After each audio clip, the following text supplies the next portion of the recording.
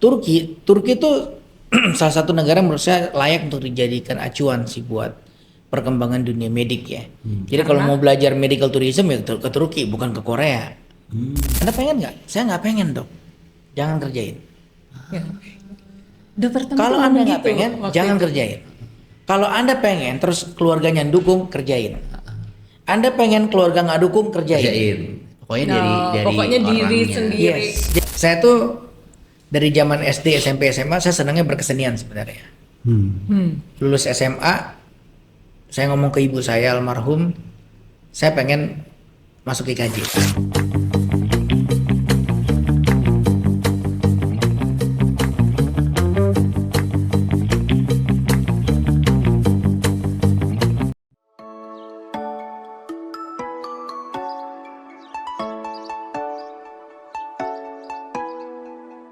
Selamat pagi teman-teman, ketemu lagi dengan DOT.podcast dengan saya Ren Katili. Dan saya Mira Prihatini. Hari ini nih hari yang sangat spesial ya Mira ya, karena kita kedatangan tamu spesial tentunya. Kita berhasil mendatangkan tamu yang kita inginkan. Karena banyak pertanyaan yang sebenarnya kita pengen tahu dari sisi keprofesionalismenya beliau gitu ya. Beliau loh ya, bukan Beliau, mereka. Mereka tuh banyak loh ya. Beliau adalah, nah ini baru, beliau adalah Dr. Tompi.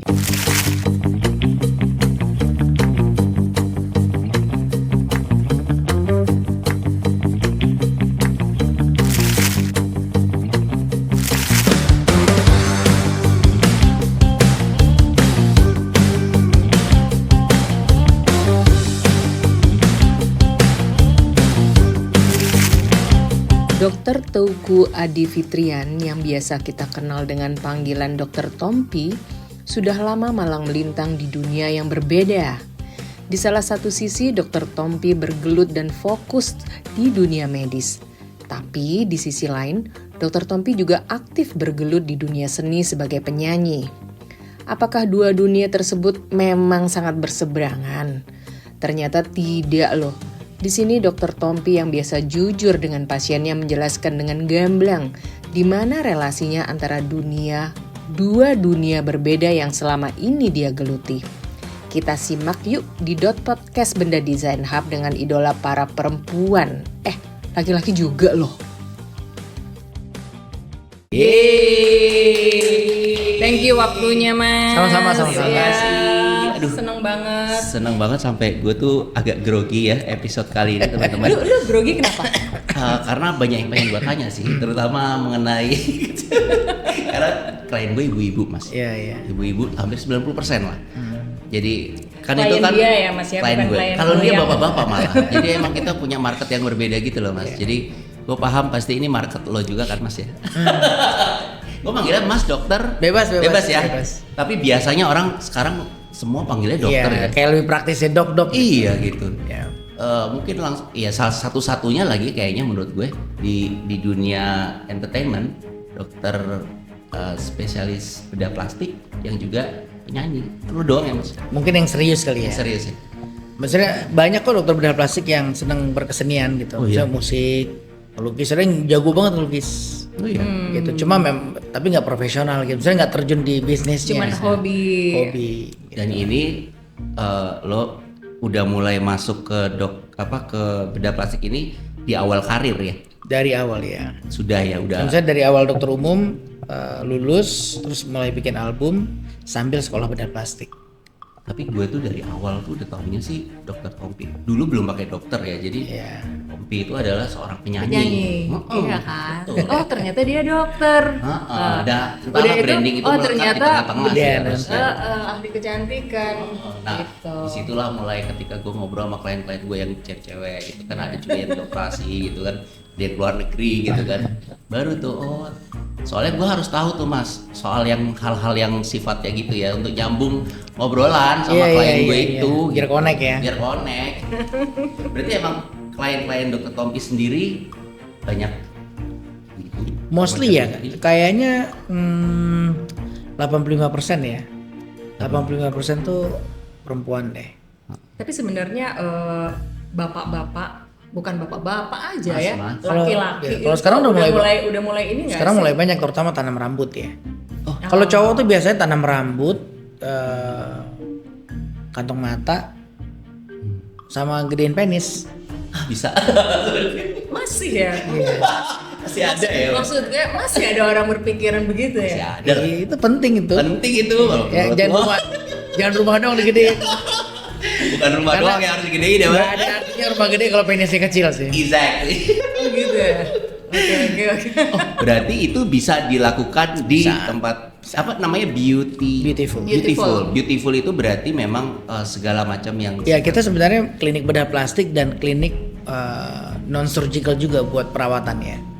Orang taunya bedah plastik doang, padahal nggak, justru kita banyak banget case-case yang non surgical buat perawatan kulit dan lain-lain. ya kayak misalnya apa tuh Flek, melasma, jerawat dan lain-lain lah. oh itu juga dilakukan. Itu salah satu majornya kita juga gitu. Dan itu banyak bapak-bapak langsung mau daftar. Bapak-bapak juga banyak. Dia kayaknya udah mulai tertarik. Dia lagi mencari kebenaran. Jadi validasi di sini ya. Mumpung ada dokter ya gitu kan. Karena sebenarnya gini, karena masih banyak cowok terutama yang ngerasa masa sih Tabu gue ya? harus ke Nah, klinik Tapi estetik. emang iya, kan suami gua nih ya, Mas ya. Dia itu bagi gua, dia tuh kulitnya tuh udah kering gitu. Dia umur 54. Iya 55. Terus gue bilang gini, tau nggak sih temen gue kan kalau di dunia kreatif itu kan lebih kelihatan muda ya dibanding dia di government. Nah, langsung kayak beban banget. jadi gue bilang, tau nggak sih teman-teman gue tuh kayak kelihatan lebih muda, kulitnya lebih cerah, tau nggak sih? Lu pakai krim deh. Dia bilang, yang ada ntar gue gini lagi. Belok. Enggak, kata gue itu tuh kayak udah lazim, semua temen gue tuh pakai itu. Iya. Dia nggak mau. Dia sama sekali nggak mau. Iya, kadang-kadang masih banyak sih stigma kayak gitu ya, terutama ya cowok-cowok gitu yang ngerasa kalau ngerawat jadinya jadi belok gitu, padahal nggak ada urusannya. Nggak ada urusannya. Banyak kok yang belok nggak ngerawat. Gitu. Dan tapi kadang-kadang gini juga, kadang-kadang ada couples yang ada cowok yang dia ke klinik buat perawatan malu, tapi kalau misalnya istrinya yang pakein dia nurut. Jadi kalau ngelihat kayak gitu pas tidur caplokin aja. jadi kita yang ini ya, Iya. kita yang makein, ya good idea juga. Jadi memang Malah bisa di love language kan. berarti memang artinya belum banyak ya karena Belum. beberapa Cowok kalau di klinik saya sekitar 15% lah. Oh, dan itu apakah Kalau rambut malah 95% ya kalau rambut ya. iya karena Tanam emang rambut saya ya. sipil ya. Oh, berarti kan orang mikirnya nih kalau ini yang beredar ya bahwa rambut harus ke Turki. Kalau bedah plastik harus ke Korea atau ke Nah Thailand. itu gue pengen nanya juga tuh. Sebenarnya nggak harus ke sana. Menurut Mas Sebenarnya gimana? sama aja. Gitu. Sebenarnya sama aja, maksudnya ini kan semua cuma masalah packaging, advertising ya. Masalah apa yang kita baca di sosmed, di handphone gitu. Yang rajin promo kan mereka. Kayak misalnya gini, ilmu tanam rambut itu dari dulu sampai sekarang itu ya gitu-gitu aja sebenarnya. Oh bukan karena ada teknologi baru Enggak. ya, makanya jadi Enggak. terkenal banget Enggak. kayak itu ya? Enggak, Oh. plek-plek sama dengan apa yang terjadi. Let's say misalnya 10 tahun yang lalu tanam rambut ya begitu. Cuma dulu nggak booming. Ya. Nah, Turki itu salah satu negara menurut saya layak untuk dijadikan acuan sih buat perkembangan dunia medik ya. Jadi kalau mau belajar medical tourism ya ke Turki, bukan ke Korea. Sekarang yang leading nomor 1 itu Turki loh. Padahal medical tourism tuh dulu Singapura, bener nggak? Iya awal-awal ya, karena target marketnya kan orang kita sebenarnya. Ah. Nah kalau sekarang nggak, justru kalau mau belajar medical tourism Turki, dia itu tiba-tiba nih jadi ngetop hair transplant, tiba-tiba ngetop bariatrik, tiba-tiba ngetop operasi hidung, facelift semua, dan semua bidang loh, nggak cuma bedah plastik, termasuk operasi jantung dan lain-lain. Transplantasi ginjal dan lain, mereka leading sekarang. Nah salah satu upaya pemerintahnya itu adalah, nggak tahu kebijakannya apa dipermudah atau gimana, saya nggak paham ya. Tapi tiba-tiba di Turki itu banyak banget workshop. Saya belajar operasi hidung tuh di Turki. Terbang ke sana belajar, itu hampir setiap minggu pasti ada workshop. Workshop yang benar-benar gede gitu, terus mereka ngedatangin, benar-benar bisa ngedatangin semua top surgeon dari seluruh dunia kumpul di situ. Itu tuh pendapatan ya bagi mereka sebenarnya ya. Akhirnya kan orang jadi mikir, wah Turki. Akhirnya ya orang-orang sana juga pada belajar mungkin ya, karena Iya, udah iya, iya, diaktifkan sedemikian rupa gitu. Nah sekarang begitu pemainnya udah banyak, harga drop kan. Bisa. Iya, di Turki itu operasi jauh relatif lebih murah sebenarnya karena dengan untuk mendapatkan kualitas yang udah nggak main-main ya, kualitasnya udah bagus gitu, murah gitu. Tanam rambut di Turki itu harganya bisa sepertiga tanam rambut di UK. Di UK tanam rambut bisa 300-400 juta. Di Eropa zaman awal-awal yang ngetren tanam rambut nih, yang ngerjain orang-orang Turki juga. Dokter UK-nya ya menjadi yang punya klinik, yang menjembatani, tapi yang mereka mempekerjakan dokter-dokter dari Turki gitu. Nah itu waktu awal-awal tuh, tapi harganya jauh. Ini yang saya dengar dari partner saya orang Turki. Rencana tuh 300-400 jutaan kalau full head gitu. Terus tiba-tiba Turki buka harganya cuma 100 juta. Full head yang itu yang udah top kelasnya tuh. Kalau yang klinik murahnya ada yang cuma 30 juta, 40 juta. Itu yang klinik murahannya, klinik pinggir jalan lah, sama lah kayak di sini. Tapi maksudnya klinik murahan itu hasilnya ini? Saya nggak tahu, karena sekarang begitu udah pemainnya banyak, agak biasa lah di mana selalu ada penyimpangan ya. Ada yang ngerjain udah bukan dokter, ada yang gitu-gitu gitu. Ya. Tapi kalau misalnya yang klinik yang proper, kita lihat yang klinik yang proper lah gitu. Klinik yang proper, average-nya tuh sekitar 75-an gitu. Yang proper, kalau yang top kelasnya yang udah servicesnya gila-gilaan bisa 100 jutaan. Dan sekarang malah mungkin udah makin turun lagi karena pemainnya udah banyak banget. Di setiap pengkolan tuh udah ada tanam rambut. Lu enggak kalau lu enggak. Dan akhirnya apa customer dari kayak US, dari Eropa lah. Mereka mendingan dan terbang ke Turki kan nggak mahal. Jadi Turki itu menurut saya hebat sih. Dia bisa menjadikan dia itu sebagai hub dari seluruh flight Eropa kan. Flight dunia kan hubnya di Turki. Iya benar. Dia perbatasan juga. Transitnya di situ. International flight Turki. Nah dia berhasil tuh. Turki itu kalau nggak salah pernah terpuruk sebagai negara, iya nggak sih secara ekonomi, iya kan? Berarti keuangan mereka sempat drop kan? Iya kan? Sempat drop. Tapi terus bangkit lah. Sekarang leading sih. Nah jadi sekarang salah satu yang top ya Turki. Nah Korea sama buat Asian mungkin Korea dengan kekuatan K-popnya, kekuatan drama Koreanya gitu. Dia berhasil meng-create ini loh, orang Korea tuh cakep keren gitu. Udah pernah ke Korea belum? Aku belum. Aku udah pernah ke Korea. Emang cakep-cakep? Gak semua ya. Enggak maksudnya. Ya maksud saya cakep-cakep tuh enggak, ternyata di Korea begitu kita di jalanannya kita nggak ketemu tuh yang di sinetron. Gue punya klien orang Korea. Iya kan? Orang Korea tuh jelas banget aslinya. Iya kan? Yang soalnya kalau kita bilang jelek kita diserang sama fans K-pop. Oh iya benar. Bukan jelek maksudnya gitu ya. Maksudnya cakep-cakep tuh sama kayak orang kalau kita misalnya orang daerah nonton film Indonesia kan artisnya cakep-cakep nih. Tapi begitu kita keluar kan nggak semuanya seperti artis di situ kan. Maksudnya gitu ya. Ini disclaimer dulu biar biar nggak diserang Pak. Maksudnya biasa aja sama kayak kita gitu. Sama kayak kita kebanyakan ada yang cakep banget, ada yang cakep aja, ada yang biasa aja gitu. Nah sama di Korea juga gitu. Kalau kita udah kesana ngeliat, oh ternyata nggak seperti. Sekarang waktu awal tuh mikirnya kan semua pasti nih kayak yang di film-film nih kayak bintang, ternyata enggak. Ternyata itu hasil di-create oleh dokter-dokter. Nah itu lain lagi. Terus kalau kita ngomong bedah plastiknya, ya nggak tahu ya. Kalau saya patokannya gini, bedah plastik yang bedah estetik yang menurut saya bagus adalah yang Anda kalau udah ngelihat, Anda nggak tahu itu dikerjain operasi. Nggak keras, nggak ketat, nggak operated look. Satu, yang kedua. Of course kita mengharapkan perubahan, tapi bukan yang kayak ngerubah si A jadi si B. Jadi lebih ke meng-enhance ya. Yang ketiga, kalau menurut saya itu there is no pakem. Gak ada ini. Kalau menurut saya ya. Karena Tuhan kan menciptakan kita bentuknya macam-macam nih. Terus, nggak harus semuanya dibikin sama dong. Maksudnya nggak semua orang mukanya selonjong, kotak juga nggak apa-apa. Ada kok orang muka kotak tapi cakep. Iya. Gitu. Nah itu relate nggak sama beauty standard gitu kan? Anak-anak tuh sekarang tuh kan ada beauty standard gitu loh. Ini balik lagi ke ya tergantung bergaulnya di mana ya.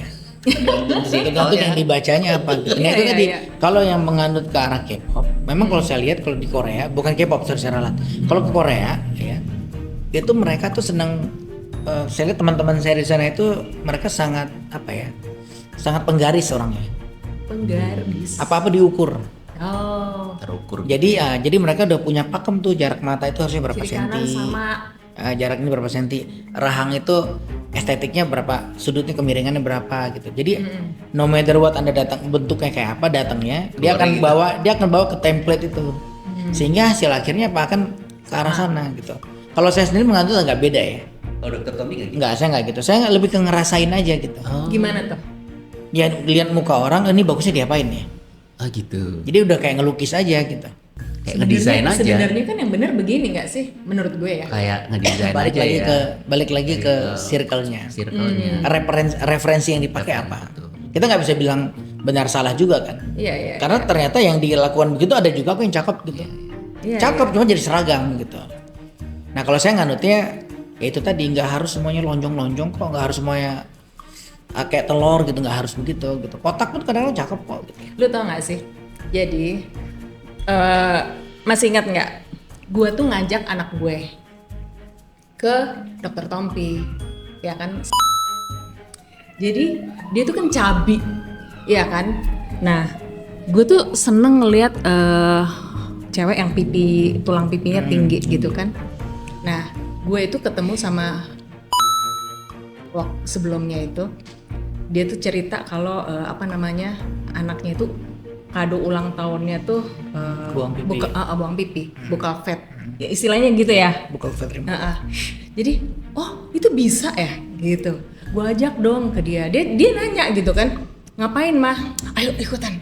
Kamu pasti seneng gitu kan. Udah, gue ajak dong ke dokter Tompi gitu kan. Masuk nih. Terus gue tuh inget banget. Mas Tompi tuh ngomong gini, coba kamu gini, gitu kan. Dia gitu dong, kamu suka nggak? Terus anak gue bilang gini dong, enggak, aku suka cabi.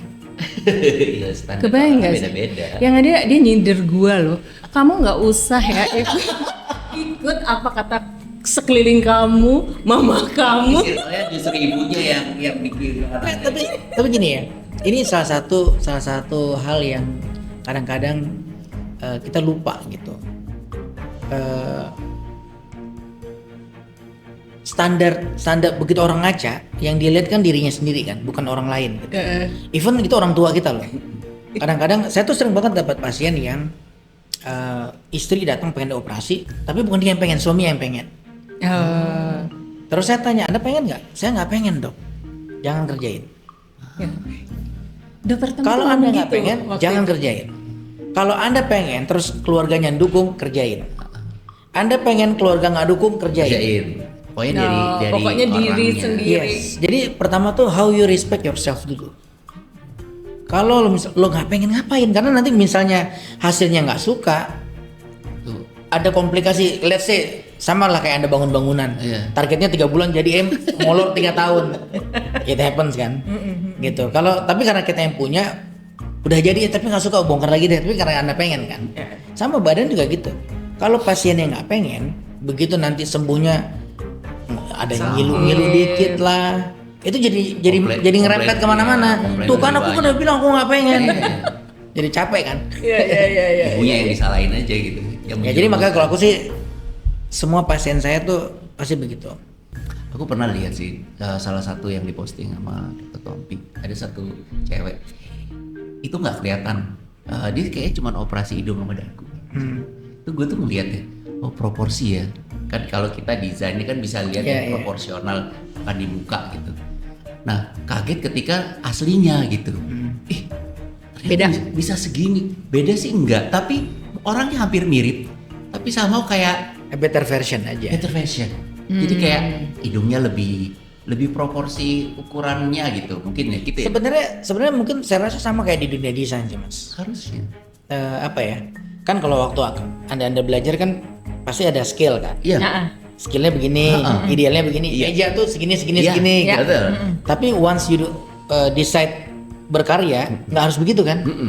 Tapi kan ada yang nggak boleh dipatahin. Misalnya jangan sampai strukturnya itu taruh gelas satu roboh. Ya harus ergonomis. Ada sesuatu yang harus gitu ya. dipertahanin kan? Iya, betul. Even kadang-kadang desain nggak ergonomis pun ada. Tapi somehow enak dilihat. Sering loh kayak gitu. Dilihat enak, dipakai enggak. Reconstruction yang Udah gitu gitu mahal lah. bukan main lagi.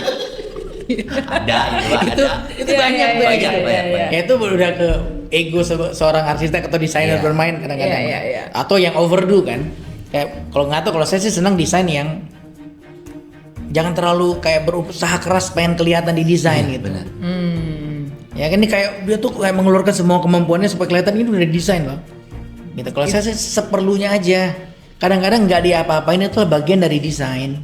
Itu sama halnya dengan urusan kecantikan. Sama persis. Kalau saya selalu ngomong ke pasien kalau sesuatu yang udah kelihatan nice, jangan diapa-apain. Belum tentu ntar lebih nice loh. Berarti mereka nyaman dong kalau ketemu dokter yang kayak dokter Tompi gitu ya? Kan Nggak semuanya. nggak semua ya, malah justru ada yang pengen Saya lebih tuh ada dari beberapa, itu ya. mungkin ada sekitar 10-20% kali ya pasien saya operasi hidung mas saya ini. Karena saya bikinnya kan natural banget. Saya alirannya sangat natural gitu. Udah operasi nih, terus dia balik ke circle-nya teman-temannya, terus teman-teman bilang kok kurang tinggi nih, lu udah bayar mahal-mahal. Itu adalah 10-20% tuh pasien saya begitu. Lu udah bayar mahal-mahal terus kurang tinggi, harusnya lebih kelihatan dong, harus kelihatan operasi gitu. You spend money harus kelihatan gitu. Justru harus kelihatan kalau ada kelompok. hasil operasi. Kelompok begitu ada. Enggak, sebenarnya perubahannya ada. Orang cuma lo cakapan tapi nggak kelihatan operasian gitu. Itu ya menurut udah bayar. Kalau menurut zaman efeknya kurang. kalau zaman dulu kan justru orang itu malu kalau kelihatan hasil operasi kan ya. ya kalau bisa kan bilangnya bukan operasi, Nggak bukan air operasi. wudhu kalau bisa. Ini gara-gara air wudhu. Nah itu jadi ada Iya, tuh 10-20% pasien yang begitu, terus akhirnya dia bongkar tempat lain. Oh, Dia bongkar tempat lain, operasi lagi tinggiin, terus nggak suka, balik terus lagi. balik lagi. Astaga. Dok, Oh enggak. dokter jangan marah ya gitu. Saya akhirnya gini, tapi saya nggak suka dok, saya mau dibalikin aja nih gara-gara teman saya nih. Nah itu makanya saya selalu bilang apapun itu kerjakan karena Anda pengen. Tapi itu badan nggak rusak ya digituin ya. Bisa rusak. Kalau pertanyaan itu jawabannya bisa rusak. Jadi sebenarnya badan kita itu boleh sama kayak ngecat tembok lah. Kalau belum kering udah dicat kan pasti nggak akan bagus hasilnya. Oh, Nah, ini muka analoginya muka kenapa, juga Mas? gitu. Muka juga gitu. Jadi kalau misalnya kita baru operasi nih, terus mau direkonstruksi nggak suka nih mau dibongkar, tunggu sampai udah settle down. Udah bengkaknya udah turun, jaringan inflamasinya udah nggak ada, baru kerjain. Kalau enggak ya resikonya fail. Kalau fail kan kontraksi, infeksi, ketarik segala macam, bentuknya bisa nggak karu-karuan. Ya analogikan karena selalu kan kita sama. Kulit pertama, kulit kedua baju, kulit ketiga rumah gitu dong. Jadi ya pasti fasad muka ya kayak muka kita juga kan. Kurang lebihnya gitu. Iya. Proporsinya tuh bisa kelihatan gitu ya. Tapi dok kalau misalnya nih ketika tadi misalnya dia datang dia udah keluar terus balik lagi ke dokter, itu prosedurnya akan pulang sama atau Iya kurang lebih tapi kan yang dikerjakan akan beda. Gitu. Ya itu sama kayak renovasi rumah yang udah jadi terus nggak bagus. Kan nggak Bongkar mungkin. lagi ya? Tapi kan Bongkar nggak lagi. harus diratain ke tanah. Iya. Iya. Jadi badan orang tuh sama dengan Sama. bangunan tau nggak sih Prinsip lo? rekonstruksi itu ya struktur. ada struktur dalamnya. Jadi kalau misalnya muka itu, kalau struktur itu operasi yang berhubungan dengan tulang, hidung, rahang, itu struktur. Itu yang menentukan bentuk. Kalau kulit kayak facelift, operasi kelopak mata itu kayak interior. Gitu. I see. Oh nggak suka ini tempelin aja. dekorasi gitu. Iya. Ya, accessorizing, Iya. finishing touch. Iya. Nah, kalau ini dok, ini ngomongin soal pasien tadi ya misalnya, pasien termuda dokter Tompi sendiri ada nggak? Atau dibatasi kalau belum estetik umur ya. segini nggak boleh gitu? Kalau estetik rata-rata 14 ke atas. 14 sudah ada juga. Soal estetik ya. Kalau yang non estetik kan dari bayi juga ada gitu. Oh iya. Oh, Yang iya. estetik tuh padahal kan dia nanti akan Kecantikan. makin tumbuh gitu nggak? Oh ya berubah Nggak nggak ada. sih itu? Enggak kan muka tulang wajah itu berhenti ada umurnya 17-21. Oh. Struktur tulang wajah itu di 17-21 udah fix, udah nggak akan berubah lagi ya. Makanya kalau kayak operasi hidung pada cleft, misalnya ada anak lahir sumbing gitu, hidungnya kan agak mengsol begitu, mau kita rekonstruksi tumbuh 17.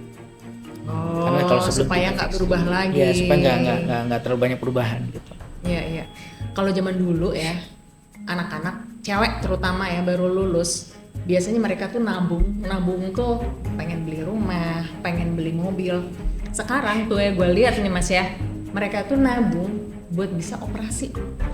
Maksudnya kenapa sih sekarang udah nggak sedemikian PD-nya nggak sih perempuan-perempuan itu, atau kenapa sih? Maksudnya itu gejala apa sih? Saya rasa sih social judgment ya. Lebih Nggak, kejam zaman gitu. sekarang tuh zaman sosmed kan. Kalau dulu kan zaman kita kan ketemu tuh ngumpul kayak gini. Kalau kita nggak suka atau kita suka, kita akan ngomong gitu. Dan kadang-kadang ada kalau ketemu langsung kan pasti banyak kan gak enakannya. Teman kita bau ketek aja kita nggak berani ngomong. Pernah punya kan teman bau ketek yang baunya bau banget loh. Sampai bikin aduh anjir nih bau banget nih. Tapi nggak berani ngomong pasti. Akhirnya udah ketawa-ketawa paling ngipir-ngipir dikit. Pasti begitu. Nah kalau zaman sekarang nggak bisa. Zaman sekarang kan sosmed.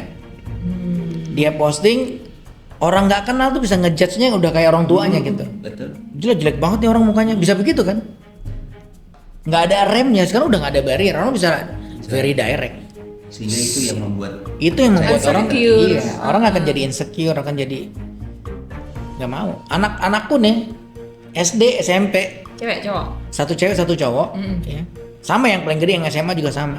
Kalau misalnya baru bangun tidur, belum cakep lah, belum mandi, belum segala macam. Terus misalnya gue live gitu, terus si panggil ngeliatin, nggak mau. Iya sih. Terus kalau misalnya kita foto mau kita posting, dia lihat dulu, dia kelihatan cakapan nggak di situ. Kalau nggak mau, karena buat mereka itu akan jadi track record dia seumur hidup. Orang akan. Gue tuh posting Anak sekarang nggak mau. anak gue gitu ya, kok nggak di repost sih? Nggak mau, mama salah post foto. Penting ya bagi mereka ya, sedangkan kita enggak ya. Ya di mata kita kan mereka cakep-cakep aja Cakep, ya. kita Di mata ngerasa dia mereka cakep banget. Soalnya kan dia kalau mau di repost kan dia akan ngeliatin ke temennya. Iya. Biarin aja teman mamanya yang lihat, asal jangan temennya. Prinsipnya gitu sih. Orang kalau saya yang posting aja walaupun dia nggak repost dia marah, suruh hapus kata nggak mau. Ya, bisa kayak gitu sih. Ya rasa beda. Iya. Value-nya beda banget sih. Tapi memang kalau di dunia entertainment sendiri kan ini salah satu persyaratan kali ya untuk look selalu Enggak juga fresh. sih. Enggak ya? Enggak juga. Nah, aku pernah dengar ada beberapa artis yang kayak harus facelift setelah umur sekian. Jadi kayak rumah tuh Enggak kan harus ada sih. renovasinya tuh Mas. Kalau udah puluhan tahun harus di Udah di umur berapa orang itu udah layak untuk facelift gitu ya? Sebenarnya maksud lo nggak ya? gitu sih. Kalau aku sih selalu bilang ke pasien, kerjakan pada saat Anda butuh. Gitu. Jadi bukan patokan umur gitu. Misalnya gini ya. Misalnya umur 50 gitu. Masih aktif. Udah mulai turun setelah pasti sedikit sana sini gitu. Dia konsultasi ke saya, udah kerjain. Dok, saya udah facelift belum? Kerjain. Kalau facelift pasti lebih cakep. Gitu. Jangan tunggu ntar 75, yang lihat juga udah 75, udah rabun. Yang ngelihat udah rabun, nggak ngefek lagi kan dia bilang. yang dikerjain juga udah rabun. Kalau nggak berkarya mata dia. Iya. Terus jangan lupa sama satu hal ya, misalnya gini ya. Misal kita sama teman-teman kita di lingkungan kita gitu. Reunian, kita nggak ngerasa menua loh. Iya. Karena kita growth-nya bareng. Bareng soalnya. Gitu. Yang kita tuh baru kaget ngerasa udah tua tuh waktu tiba-tiba teman anak kita manggil kita tante. Nah, iya, bener. Tiba-tiba ada yang manggil oma, mampus nggak lo? Di situ kita baru ngerasa, oh ternyata gue udah setua itu ya gitu. Jadi jangan patokannya tuh jangan circle kita.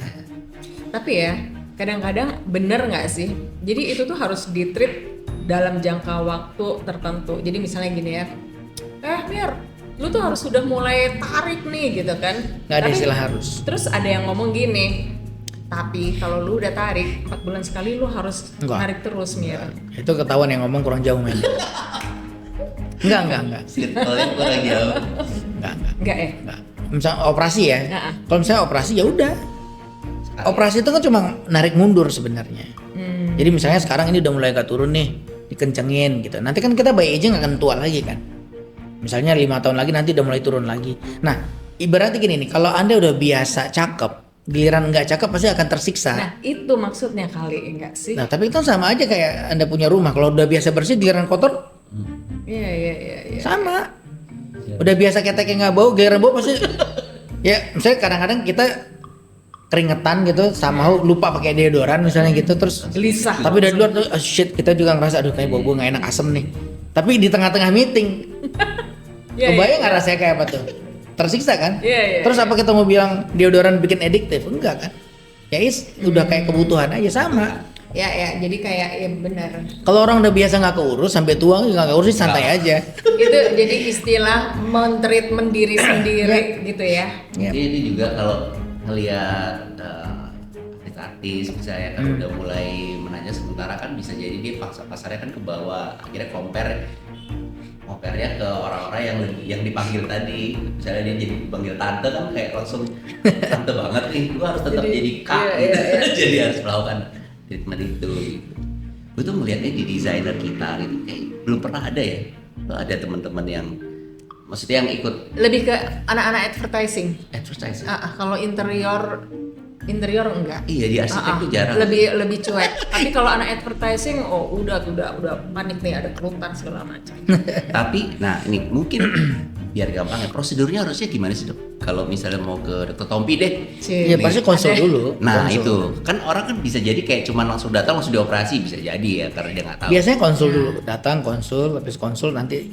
Nah ini juga salah satu kesalahan yang paling sering nih. Kalau pada saat pasien datang konsul dengan memposisikan dirinya udah kayak dokter gitu. Lebih jago dari dokternya. Datang, dok saya mau diginiin ya. Nah itu kan itu sama kayak bangun rumah. kayak Ya kan? kayak arsitek tapi Tapi so tau Dia kliennya. Ini gini aja. Terus dia nggak tahu.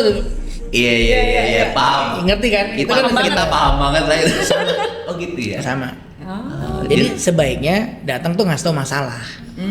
Kan dia bayar konsul. Iya. Suruh dong dokternya mikir ke WA-nya apa. Iya, Cari iya, solusi iya. lah gitu. Ya sama kan kayak kita pakai jasa arsitek. Gue ada masalah nih ruangannya kok nggak enak ya begini-begini kok. Biar aja lah Nah biar enak gimana ya? Ya udah dia yang mikir dong, kita udah bayar dia. Iya. Oh ini Di kedokteran di juga kedokteran begitu. gitu ya? Jadi harusnya Sama datang, ya? dok saya tuh nggak suka dengan tampilan saya yang begini gitu. Bagian saya ini kok begini ya, ini begini ya. Nah bagusnya diapain ya? Nah dokternya mikir, oke, ini rekomendasinya.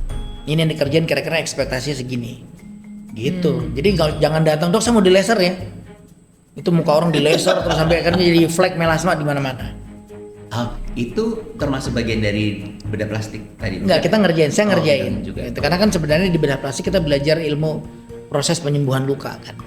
Nah, perawatan muka itu kan sebenarnya bagian dari proses kita ngatur proses penyembuhan lukanya supaya sembuhnya bagus. Gitu. Jadi perawatan kulit kayak di laser, di peeling atau di skincare, krim malam yang ada pengelupasan segala macam. Itu kan sebenarnya menerapkan ilmu penyembuhan luka. Jadi ada grade luka tertentu yang kedalamannya sedemikian rupa yang kalau sembuh pasti bagus. Jadi lukanya dibikin. Sengaja dibikin luka. Sengaja dibikin perlukaan, tapi harus jadi kulit kita itu kalau Biar ingat dulu regenerasi, gambar kulit tuh kan ada penampang kulit tuh. Betul. Iya. Nah, dia ada layer tertentu, kita cuma boleh ngelukain segini doang nih. Kalau segini doang yang luka, sembuhnya bagus. Nanti tumbuh kulit barunya itu benar gitu. Nah, tapi kalau kedalaman jadi parut. Lebih dalam lagi jadi cacat, kira-kira kayak gitu. Nah, jadi harus diatur sedemikian rupa gitu. Itu pernah Dok Topi juga cerita ngobrol kayak gitu bahwa orang tuh kadang kulitnya makin menipis ya dengan dengan treatment sendiri yang Mungkin dia nggak gini ya, tahu atau gimana. sebagian besar orang-orang yang berduit itu mukanya rusak bukan gara-gara bukan gara-gara penyakit atau ya. iya, sebagian besar lihat deh orang tante-tante yang banyak duitnya tuh. Itu kebanyakan mukanya tuh flek melasma. Itu gara-gara over treatment. Justru over treatment. Minggu ini dia datang ke klinik A di laser, minggu depan di peeling. Terus dapat krim malam, terus itu dikerjakan bertahun-tahun. Kulitnya itu yang harusnya tadi cuma boleh dikikis segini doang, sekarang udah segini. Sampai bawah. Begitu udah segini nggak ada barrier lagi. Ya kayak tembok, Anda punya tembok, Iya, nggak boleh tembok setipis ini, ntar akhirnya rembes. Iya. Sama. Jadi begitu kulit itu terlalu tipis kena matahari jadi nggak kuat, timbullah flek melasma. Begitu ada flek melasma yang disalahin matahari, bukan. Matahari kena ke muka, kena ke leher, kena ke tangan. Kenapa fleknya di muka doang? Flex melasma tuh yang hitam-hitam itu Iya. nggak sih? Ya Anda ada dikit kan itu? Iya. Gue tuh ngerasa gara-gara pakai pemerah pipis sih. Nggak, Oh bukan. nggak ada hubungannya. Soalnya dulu tuh gue tuh nggak gitu. Terus Gila. ada masa dimana gue tuh seneng pakai pemerah pipi. Nggak ada hubungannya. Nggak ada hubungannya ya? Pemerah pipi itu cuma makeup doang. Itu cuma wallpaper. You don't like it, you take it off. Yang kelihatan dinding aslinya. Selama ini gue berpikir bahwa itu karena pemerah. Berarti apa? Karena pigmen kah atau Nah, karena di daerah situ udah mulai ada penipisan kulit. Nah, penipisan tuh macam-macam. Oke. Penipisan kulit itu sebenarnya gini, flek melasma tuh pemicunya banyak sih. Gangguan hormonal juga bisa gitu. Tapi aging juga bisa. Jadi pada saat makanya dulu nggak ada, sekarang ada gitu. Padahal nggak, Maksudnya treatmentnya nggak berlebihan ya, laser nggak berlebihan, peeling nggak berlebihan, gitu seperlunya aja. Kalau seperlunya harusnya bagus. Tapi once berlebihan, terlalu tipis kulitnya, terlalu tipis nggak kuat gitu. Nah penyebab penipisan lainnya aging kepada orang aging kepada nggak ngapa-ngapain nih, bisa tipis kulitnya, bisa timbul fleknya, Tapi bisa hilang gitu. bisa di treatment.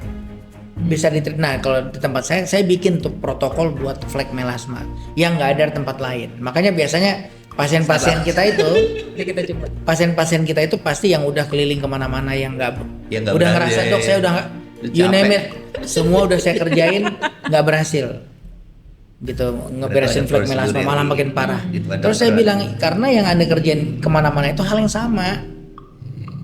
Gitu anda ke klinik A nih, begitu anda cerita flek melasma pasti dikerjain A, B, C kan, iya.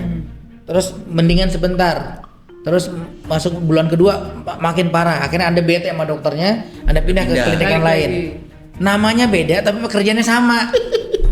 Misal laser ya, Iya. anda laser di klinik A disebut klinik laser diamond. Ya. Udah nih pindah ke sana, laser platinum. Sama juga. Mau nyeting sama. itu juga. Sama-sama laser ya. Iya, mau nyeting laser itu juga. Nah, tapi- Orang mesinnya juga sama kok. Gimana ceritanya barang yang sama, protokol yang sama, hasilnya bisa beda? Nggak Iya. mungkin gitu. Tapi kenapa melasma itu banyak di perempuan dibanding kayak lu nggak ada tuh? Karena yang itu tadi yang saya bilang yang over treatment tuh siapa? Yang masuk keluar masuk Gue nggak klinik pakai tuh. apa. Ya. Sekarang pertanyaannya gini deh. Kulit leher. Coba lihat rata-rata kulit leher orang tuh baik-baik aja kok. Kenapa? Karena nggak pernah ada apa-apain Dia juga. apa-apain. Iya, Mandi iya. pakai sabun, pakai moisturizer juga kadang-kadang. Tapi baik-baik aja kan? Iya. Kalau kita bilang kulit daerah dada atau perut kan nggak kena matahari langsung, nggak fair perbandingan. Tapi kulit tangan deh, Iya. ada nggak flek di tangan? Ada. Mana? Sini. Bukan, itu bukan flek. Ini sini, Nggak ada. nggak ada flek di sini. Padahal ini kena matahari. Iya. Diapain sampai nggak pernah diapa-apain? Mandi pakai sabun, moisturizer, that's it. Ya memang sebenarnya konsep perawatan kulit itu doang. Sesimpel itu sebenarnya ya. Seharusnya buat muka itu cuma cukup sabun, moisturizer, sunblock. Cukup. Nah sesekali mau ada pengelupasan supaya kulitnya yang tadi dibikin Peremajaan. pengelupasan sedemikian rupa dengan by design supaya nanti tumbuh kulit barunya lebih fresh, lebih muda kulitnya, jadi lebih glowing. Iya. Nah tapi itu nggak boleh over. Jadi kan tumbuh kulit baru itu kan ada timingnya. Iya. Ya kayak anda nanam pohon lah, nggak mungkin hari ini tanam benih besok langsung jadi tumbuh. pohon gitu ya. Iya. Tapi sebenarnya lu kulit laki-laki dan perempuan tuh sama nggak sih? Nggak ada bedanya. Oh nggak ada. Masa? Iya. Masa Bukan sih? lebih bebal ya laki-laki itu. Iya kan ceritanya gitu ya. Terdengar gitu ya. Tuhan itu menciptakan manusia itu kulit tuh satu lembaran kulit Sama, udah. ektoderm tuh Iya. kulit semua jadi Gua pikir sama, jadi kulit ya, tapi karena ada perbedaan perlakuan, pergesekan dan lain-lain tentu ada Gerakan, sedikit perubahan dan laki-laki. lain-lain. Nah laki-laki karena tangannya lebih banyak kerja kasar segala macam pasti Jadi tangannya lebih gampang. kasar dan lain-lain. Tapi base-nya itu nggak jauh beda. Jadi makanya treatmentnya Makanya juga sebenarnya skincare cowok cewek sama aja. Iya. Yang bikin Branding beda itu doang apa ya? sih? kan ada for men, Packagingnya. for woman. Iya, warna kalau kayak pink pasti udah perempuan. Nah, gitu kan. itu yang saya bilang, itu jahatnya industri kadang-kadang. Pinternya industri maksudnya. No, I name it as jahatnya industri. Kalau pinternya harusnya dia nggak ngerecokin tidak. orang dong, nggak menyulitkan hidup orang lain. Iya. Gitu, itu menyulitkan hidup orang lain. Krim bawah mata itu sama aja dengan moisturizer. Oh gitu. Nah, cewek itu ya ada krim bawah mata, ada krim leher sendiri, ada krim muka Hidung. sendiri tuh. Ya, itu. Semua dipakai. Padahal anda pakai moisturizer aja semua sama aja fine. Gua buang tuh semua pintar. Karena begitu dibilang krim bawah mata harganya bisa lebih mahal daripada moisturizer biasa. Karena lebih sensitif. Hand soap lebih mahal daripada sabun mandi. Sama aja ya. Emang lu nggak boleh cuci tangan pakai sabun mandi? Iya. Sama aja, emang bedanya apa? Tapi bagi gue itu pinter banget tuh ya industri itu. Ya itu gimmick Kita cari. marketing. Gitu buat sesama pedagang jadinya pinter. Buat korban jahat banget loh. Nggak takut mas ngomong gini mas? Enggak, orang memang bener. Makanya saya bikin skincare. Saya kan bikin skincare. Namanya Gyut, G-E-U-T. Cute. Nah, dan di situ nggak ada no gender. Cowok cewek sama. Oh bisa pakai. Dan nggak ada limitasi umur. Semua Oh, umur nggak ada. sama. Oh, langsung. Karena sebenarnya Beli di sama. mana? Langsung gitu. Bukannya kalau misalnya anak 17 tahun dengan umur 50 tahun itu beda ya? Nah, kebutuhan moisturizingnya sama. Oh ya? Yes. Kan ada Kondisi umur-umurnya kulitnya di of course kering udah itu. beda. Ya gedung baru jadi sama gedung udah 50 tahun pasti beda dong. Ya, lebih kering kayak gitu. Gitu. Tapi emang kebutuhan ini beda. Sama aja. Kebutuhan maintenance-nya beda sama. Soalnya bahannya sama ya. Si bahan kulitnya itu Sama. sama dibentuk. Tapi of course kondisinya akan beda kan. Saya kayak makin tua tendensinya makin kering. Nah artinya apa? Apply-nya harus lebih sering. Gitu. Atau ya kasih moisturizer yang lebih, cari moisturizer yang lebih Kenyal. yang lebih konsentrasi lebih pekat. Gitu. Iya. Efek moistnya lebih kuat maksudnya. Tapi in general sebenarnya konsep itu sama gitu. Kalau mikir ya gitu. Iya. Hebat. Ya langsung mikir, wow hebat banget tuh orang jualan berarti. Dia tetap gak terima kalau banyak yang jualan. Ya sebenarnya memang itu jahatnya dunia skincare. Apalagi sekarang lagi rame tuh dok. Itu kayak gimana sih dok? Ya itu gimana ceritanya? Itu gimana sih rame banget? Saya memilih Udah untuk capek. saya memilih untuk nggak terlibat Nggak dalam, perlu. dalam kebodohan itu sih. Itu benar-benar dan banyak Tapi- banget yang kecele gitu loh. Ya. Tapi mungkin karena memang literasi masyarakat nggak terlalu. Maksudnya kayak Sama ya, itu benar pengetahuan banget. terhadap Itu benar banget. Misalnya gini ya, masih banyak orang yang saya nge-DM saya, dok saya pengen putih. Saya selalu jawab gini, banyak orang putih jelek loh. Banyak juga orang hitam cakep. Kulitnya hitam tapi cakep. Kulitnya putih tapi orangnya jelek banget, banyak. Jadi jangan berpikir Anda akan jadi cakep cuma gara-gara jadi putihan. Tapi masalahnya itu gara-gara laki-laki juga. Kenapa perempuan pengen putih? Laki-laki tuh senang cewek putih, bener kan? Saya Dibanding enggak cewek ya. hitam. sih. Saya senang cewek Masa? bersih dan wangi itu Aku wajib. seneng wangi Dan harus bersih. dan cantik. Lah cantik kan nggak harus warna kulit kan dok, Iya, benar iya. nggak? Ya mungkin general kayak gitu ya. Iya, Ya. karena ya itu tadi literasi sih. Ya. Dan juga cara dia mungkin beli pakai nggak tahu efeknya apa gitu kan. Karena kan memang kalau lihat korban-korban dari skincare itu ya kan ini keluarlah di sosial media itu parah ya dok. Parah. Sampai- Dan ya itu sayangnya itu apa ya? Pengawasan dari instansi terkait itu masih lemah ya. Masih lemah ya. Nah itu yang Entah pengen entah nggak cukup kapasitas orangnya. Kurang. Kita nggak tahu ya. Iya, iya. Saya nggak bilang orang yang duduk di situ tolol-tolol enggak gitu. Mungkin mereka udah over capacity juga kerjanya Iya. kebanyakan gitu. Saking Jadi akhirnya buat seperti- ngawasin yang begini udah lewat gitu. Itu kan jadi kayak harusnya kan ada nih yang ngawasin. Semua yang kan kalau di negara maju kan nggak bisa. Iya nggak bisa. Nggak bisa. Asal keluar gitu. Percaya nggak Harus banyak yang bikin dites. skincare tuh pembantu rumah tangga? Banyak tuh di Makassar tuh. Gitu kerjanya asisten rumah tangga awalnya, terus akhirnya ngaduk sendiri Ngaduk loh. sendiri. Nggak ada obat. Nah itu termasuk satu yang ketangkep itu kan, Iya. yang di Makassar yang ketangkep yang iya. yang terkenal dengan Yang emas-emas di iya. badannya itu kan ngaduk sendiri, ngaduknya pakai centong nasi. Astaga. Dapat formulanya lihat di YouTube atau mana kita juga nggak tahu. ya mungkin informasi Dan udah jualan sosmed sekian gitu tahun. ya. Iya. Gitu karena dia pakai zat yang memang bisa mutihin tapi kan nggak boleh, Nggak bisa nggak bisa diterima sama badan kita jadi ngerusak. Awalnya kelihatan putih, begitu udah mulai masuk ke fase komplikasinya udah hancur. Ya kayak baju dicuci pakai pemutih lah, nyuci sekali bener, nyuci 10 kali bolong nggak tuh baju? Bolong. Iya, Tapi iya, yang iya. kayak gitu tuh bisa disembuhin atau harus ada Tidak operasi? semudah itu sih. Kalau yang udah benar ngerusak permanen nggak bisa. Saya tuh banyak dapat pasien yang pakai pemutih satu badan, itu badannya stretch mark semua, kayak kolagen kulitnya meregang nggak jelas. Jadi kayak benar kayak stretch mark seluruh badan. Garis-garis gitu. Iya, pecah-pecah, kayak lurik gitu badan. Itu nggak bisa diapa-apain. Mau diapain? Misalnya mau dipotong semua, Di operasi plastik pun nggak bisa. nggak bisa. Nah itu banyak tuh yang kayak gitu. Terus ada juga yang pakai pemutih sampai mukanya gosong hitam gitu, Iya. jadi kayak abu-abu gitu banyak. Dan itu juga nggak Nah, bisa ditangani secara medis nggak tadi itu nggak bisa. Nah makanya menurut saya yang beli salah, Yang jual yang jual juga lebih salah Lebih. lagi, lebih jahat ya.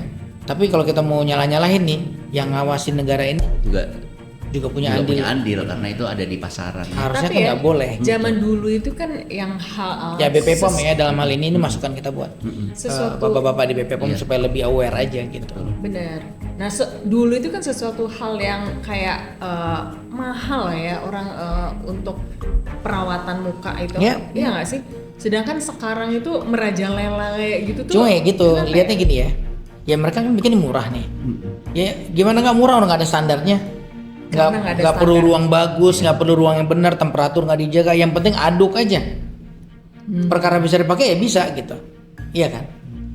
Itu sama kayak orang ngaduk semen lah. Kalau ngaduk semennya nggak pakai ilmu, ya bangunannya berdiri tapi ya berdiri roboh lagi. Ya sama.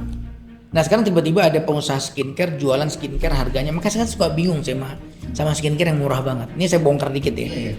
Skincare saya itu harganya nggak murah tapi nggak mahal juga, nggak berlebihan harganya. Ya. Satu set itu sekitar 1,3 kalau saya nggak salah, itu udah harga jualnya kita. Ada berapa item di dalam? Udah beberapa item. Nah 1,3 itu udah beberapa item. Saya ngambil marginnya itu kecil banget buat ukuran pengusaha. Agak tolol juga sih saya waktu itu. Karena waktu kita lagi kan kita ngitung nih, Ya. karena bikinnya tidak dalam partai besar, otomatis kan harganya jadi mahal, Ya. harga materialnya sama lah ya. Ya. Terus karena saya pakai memang bikin buat saya pakai sendiri, jadi semua ingredient yang saya pakai itu yang top, yang ada di top levelnya. Mana yang paling bagus buat ini gitu, mana yang paling bagus sebenarnya ini. Jadi kita bikin formulasinya. Nah waktu milih material yang ada di market, nah sialnya sebagian besar import pula. Ya. Jadi harganya cukup mahal. Pokoknya dari 1,3 tuh untuk saya nggak gede lah pokoknya. Nah makanya saya suka bingung. Ada produk harganya cuma 300.000 udah semuanya. Itu sampai ini gimana ngitungnya ya? Saya aja ngambilnya tuh cuma, let's say keuntungan saya mungkin cuma 20-30% kali dari harga jual. Iya. Nah ini tiba-tiba ada yang harga skincare 100.000 udah semuanya. Itu gimana ngitungnya gitu, saya bingung sih. Berarti bisa jadi isinya Nggak ngerti saya, no comment. nanti Isinya kita isinya hati-hati tenang ya. saja. Lah, enggak, tapi kan ya orang namanya di Nggak, apakah dia punya trik khusus, apakah dia bikin sebegitu banyaknya sampai dia bisa sampai tekan ya, cost ya, saya nggak tahu. dari quantity Ya. gitu, tapi Bisa aja kan, bisa aja. Jadi saya beli material 1 kilo dengan dia beli material 1000 kilo kan beda dong Beda. harganya. Gitu. Sama Tapi ini. yang pengusaha-pengusaha yang saya ngomong ini lebih ke pengusaha-pengusaha yang kecil ya. Iya. Yang tapi Yang pengusaha baru kecil yang coba-coba. tapi akhirnya jadi lumayan gede. Iya. Karena dia jualnya murah. Nah, orang Indonesia itu kan yang tadi dengan di level yang literasinya mungkin belum terlalu baik gitu. Nah, yang penting murah. Dan dia coba sekali 2 kali efektif. Dia nggak tahu kalau dia coba yang kelima dia akan jadi masalah nih. Tadi itu gue pengen kalau yang jual dokter apakah menjamin bahwa Enggak juga tuh. enggak juga ya? Enggak juga kayak Baru-baru juga ada ya. dokter bandel kan juga ada. Iya, dokter yang bandel kan juga ada. Iya, Maksudnya, itu dia tuh. yang- Agarnya kan kita tuh mau ya namanya kalau kulit kan harusnya ke expert. which is Nah makanya dokter gitu kan. makanya sebenarnya yang paling penting itu adalah fungsi pengawasan kan. Ya siapa aja boleh bikin tapi diawasin yang diawasi benar. ya. Mau dokter kayak enggak kalau salah-salah gitu. Karena kan semua boleh bikin skincare. Semua boleh bikin usaha skincare. Walaupun bukan dokter. Iya, Oh gitu. iya. Enggak mesti harus Regulasinya begitu. punya. Oh. Gitu. Kalau yang treatment yang ngerjain harus dokter. Tapi kalau skincare kan bukan obat. Skincare itu kan bukan skin cure. Keluar Iya, soalnya. apa ya? Kayak perawatan aja. Kalau ya. bikin obat nggak boleh. Nggak boleh. Itu harus udah ada persyaratannya. Tapi kalau bukan obat, skincare itu kan boleh. Nah, tapi kan harus diawasin untuk menjamin safety-nya kan. Gitu. Kalau kayak di luar negeri kayak di US tahu saya tuh US, Jepang tuh kan strict banget lah begitu kan. Kalau ketahuan ada yang nggak beres itu ya hukumannya sangat berat kan. Nah di Indonesia sih gimana agak gitu? longgar ya kali ya. Di Indonesia semua longgar. Dikencengin kita So- repot juga. Iya, Dikencengin bener. ngamuk. Ya serba salah di negara ini. Salah kan? Negara Begitu ya. dibikin aturan udah nih wah kok gini sih lo repot nih rese gitu. Negara yang longgar, iya. Giliran Salah longgar banyak yang nyelewengin. Ya. Dan itu di semua bidang ya, termasuk di bidang kita juga pembangunan kan. Bener. Pengawasan terhadap pembangunan kan kadang loss juga gitu, tiba-tiba ambruk aja. Iya. Itu salah-salahan Baru siapa yang salah-salahan. desainernya atau strukturnya atau Iya. Bener. Nah, terus yang gue pengen tahu ya, Mas Tompi itu dokter, ya kan? Tapi apa namanya tetap eksis di bidang keartisannya sebagai penyanyi. Itu kenapa sih? Hobi aja sih Hobi. sebenarnya. Karena hobi aja, Hobi aja. nggak ada alasan lain gitu. Kalau sekarang sebenarnya ada fase yang hobi plus Soalnya itu kan sebenarnya sifat yang kontradiktif ya. Enggak Kalau juga. secara general. Enggak ternyata. Iya nggak sih? Enggak. Enggak. Ternyata enggak. Dulu tuh saya tuh dari zaman SD, SMP, SMA saya senangnya berkesenian sebenarnya. Lulus SMA, saya ngomong ke ibu saya almarhum, saya pengen masuk IKJ. IKJ. Iya, tadinya saya pengen masuk sekolah IKJ. Saya pengen sekolah entah film, entah teater gitu. Nah, Terus ibu saya nggak ngebolehin. Enggak, Zaman ntar dulu lu ya. susah hidupnya. Saya ingat Ibu-ibu banget zaman kalimat dulu beliau, ya. enggak, nanti kamu susah hidupnya. Nggak ada seniman bahagia hidupnya. Itu kata ibu saya. Ibu saya tuh seniman. Pantesan dia bisa ngomong Dia gitu tahu. karena pengalaman Ibu dia saya juga tuh ya. seniman. Gitu. Jadi enggak gitu. Terus kebetulan secara akademik nilai saya bagus terus. Di kamu akademiknya bagus, dokter aja gitu. Dan di zaman itu kan orang di daerah mikir ya dokter prestisius lah buat keluarga dan lain-lain. Apalagi di Aceh ya waktu itu ya. Terus saya Waktu itu masih di Aceh masih berarti di ya. Aceh. Ya udah pokoknya saya dipaksa dokter. Saya nggak pengen, nggak suka sama sekali. Gitu. Saya nggak suka belajar. Oh. Gitu. Saya belajar itu karena terpaksa. Karena saya tuh orangnya nggak suka kalah. Oh. Saya tuh orang nggak suka jadi dan orangnya cemburuan. Kalau dia bisa masa gue nggak bisa gitu. Tertantang. Jadi nilai saya tuh selalu bagus gara-gara Karena itu karena ada faktor yang itu. pintar di kelas. Karena compete. Coba kalau temen saya Udah dodol bisa. semua, mungkin saya ikutan dodol aja. Ya udah kita dodol aja nggak apa-apa. Jadi karena teman saya ada yang pintar, saya jadi, aduh dia bisa nih, masa gue nggak bisa gitu. Itu yang bikin saya tuh jadi pengen belajar. But I don't enjoy. Saya nggak senang belajar.